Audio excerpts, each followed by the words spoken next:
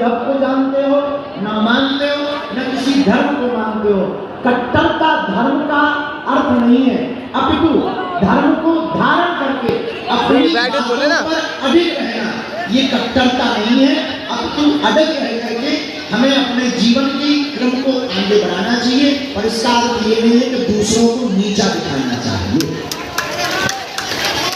तो हमें दूसरों को नीचा नहीं दिखाना। एक हमारे बहुत ही प्रिय मित्र हैं, वो अच्छी बात बोलते थे, वो कहते थे महाराज हमें अपनी बात तो रखनी है पर दूसरों की बात काटनी है।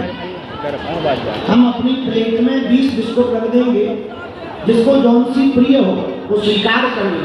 लोग हमसे पूछते हैं कि आप विदेश क्यों जाते हैं? हमारा विदेश जाने का एक ही औचित्य है, हम अपनी सनातन धर्म की महानता को उनके सामने रखेंगे, न किसी को बड़ा बताएंगे न छोटा बताएंगे।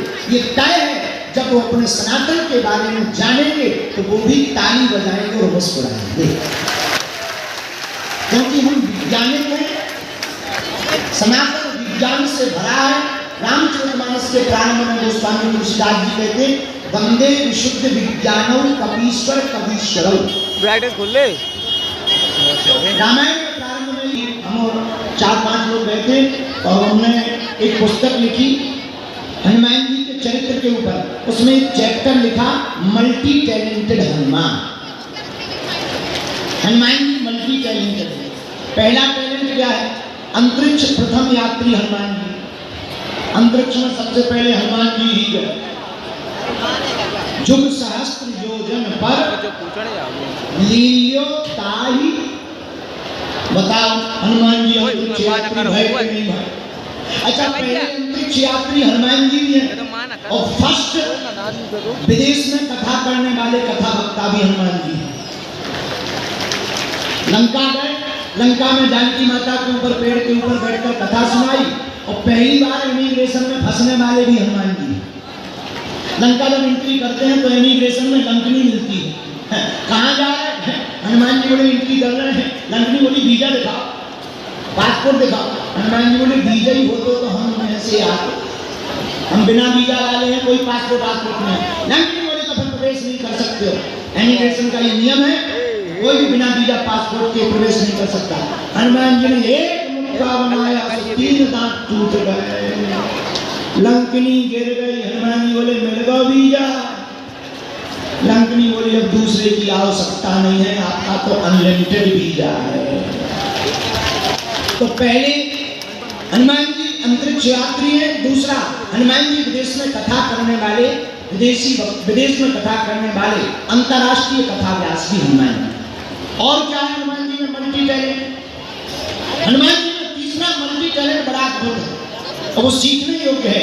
हनुमान जी में तीसरा मल्टी टैलेंट यह है कि जब वो लंका जाते हैं तो पहले विचार करते हैं फिर कार्य करते हैं। एक जगह वर्णन आया, हनुमान जी लंका में बैठे हुए हैं। कहाँ पर? हनुमान जी बैठे हैं अशोक वाटिका में। माता जानकी जी नीचे बैठी रो रही, आंखों से आंसू बहा रहे, हनुमान जी ऊपर बैठे हुए। कभी मन कीन विचार दीन मुद्रिका डारी, तब जन्म शोक अंगार। जैसी मुद्रिका को डाला तो पहले हनुमान जी ने विचार किया। क्या विचार किया? जानकी माता बैठी है, अगर हम डायरेक्ट जाएंगे तो कहीं बंदर देख करके चौंक न जाए, बंदर पर भरोसा है कि नहीं, और पता नहीं जानकी माता का रिएक्शन और एक्शन क्या होगा। इसलिए हनुमान जी डायरेक्ट सामने नहीं गए, पहले मुद्रिका को डाला। पर मुद्रिका के पहले हनुमान जी ने एक काम किया, पहले विचार किया फिर कार्य किया। यही हनुमान जी का मल्टी टैलेंट है। हम लोगों को सीखना चाहिए, पहले काम के लिए विचार करना चाहिए फिर कार्य को करना चाहिए। इसलिए आशीष जी, धर्म का एक लाइन में अगर हम बताएं अर्थ, तो धर्म वही है जिससे तुम्हें प्रसन्नता मिले और दूसरों को कष्ट ना पहुंचे। एक लाइन में है। दूसरा प्रश्न बड़ा प्यारा किया, होगा कोई पूर्व जन्मी चेला? भाई हेलो, हे गुरु जी, शिष्य के कर्तव्य बताओ। खा, लकड़ी खा, चेले लकड़ी को मैं उस तरफ मत करना। शिष्य के तो कर्तव्य ही कर्तव्य है। बोलूँ मैं कुछ। फिर भी तुम पूछ रहे तो हम बताएंगे। शिष्य का पहला कर्तव्य यह है कि अपने गुरुदेव की प्रसन्नता में प्रसन्न रहे। ये केवल शिष्य का कर्तव्य नहीं, पुत्र का भी है। हम अक्सर एक बात बोलते हैं कोट करते हुए, महान बेटा और बेटी वो नहीं है जो माता पिता के नाम से जाना जाए। बेटा और बेटी तो वो महान है जिनके नाम से माता पिता को जाना जाए। इसलिए कल ही हम किसी को बता रहे थे, हमें याद नहीं, कोई एक बहुत बड़े अधिकारी आए थे, वो बैठे हुए थे, हम उनको कल बता रहे थे कि जीवन में एक बात याद रखना, महानता तभी आती है जब हमारे जीवन में विनम्रता आ जाए। हम विनम्र हैं लेकिन कायर नहीं, ये भी ध्यान रखना। विनम्र का मतलब ये नहीं कि कोई तुम्हें दो चांटा मारे तो तुम दूसरा डाल कर वहां इसमें भी करो, तो तुम धीरे धीरे दांत तुम्हारे टूट जाएंगे, दुर्दशा हो जाएगी। एक बार ऐसी घटना घटी इतिहास में। एक जापान की कथा है बहुत पुरानी। जापान में एक बौद्ध भिक्षु हुए, वो बहुत बुढ़ापे थे। एक सांप काटा करता था सबको, तो गांव वालों ने कहा वहां से मत जाओ, सांप काटता है। वो बोले चिंता मत करो, हम समझाएंगे। सांप के पास बैठा है तो काटते हो, लोगों को डरवाते हो, शर्म नहीं आती तुम्हें अपने मन से, इतना भारी शरीर लिए, भजन करो, प्रभु को पाओ, बुद्धत्व को पाओ। सांप प्रवचन सुन करके बात मान गया। एक जगह तर्क कर रहे थे, बोले क्या सांप भी बात मानते हैं? हमने कहा आदमी नहीं मानता है, बाकी को सब मान जाते हैं। एक आदमी है वही नहीं मानता, बाकी को सब मान जाता। इसलिए जितने प्रवचन बनाए गए वो सब इंसानों के लिए। कभी तुमने भैंसियों की राम कथा नहीं सुनी होगी, न घोड़ों की राम कथा, इन्हें जरूरत ही नहीं है, ये मान जाते हैं, एक एक बात मान जाते हैं। तो सांप मान गया, महात्मा आगे चले गए। जैसे ही वापस लौटे, जब गांव के लोगों को बताया कि अब डरना नहीं है, सांप भक्त हो गया है। गांव वालों ने सुना कि सांप भक्त हो गया, तो दूसरे दिन से ही बच्चे सांप के साथ खेलने लगे। कोई पकड़े, कोई फेंके, कोई लटके। सांप की बेचारी की दुर्दशा हो गई, 9 जगह से टूट गया।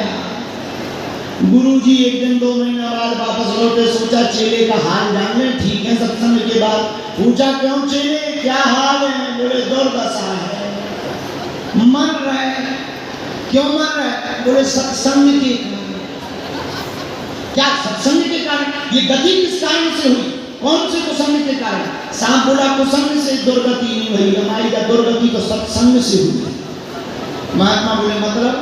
बोले आप ही ने कहा था किसी को काटना नहीं, अहिंसा वाले बनो। हम बन गए, बच्चे खेल रहे, झूला बना रहे हैं, 9 जगह से टूट गए, पूंछ अलग टूट गई। ये सत्संग के कारण हुआ है।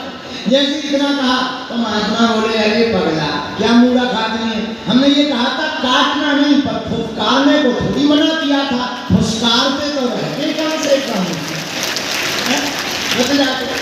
और जहाँ इतना सुना तो दूसरे दिन से ही छोटे बच्चे रोज के टाइम पक्का था बच्चों का, खेलने आए। जहाँ इसने फुसकारा, भागे बच्चे, भैया फिर से बिगड़ गया, फिर नहीं लौट कर कोई पास है।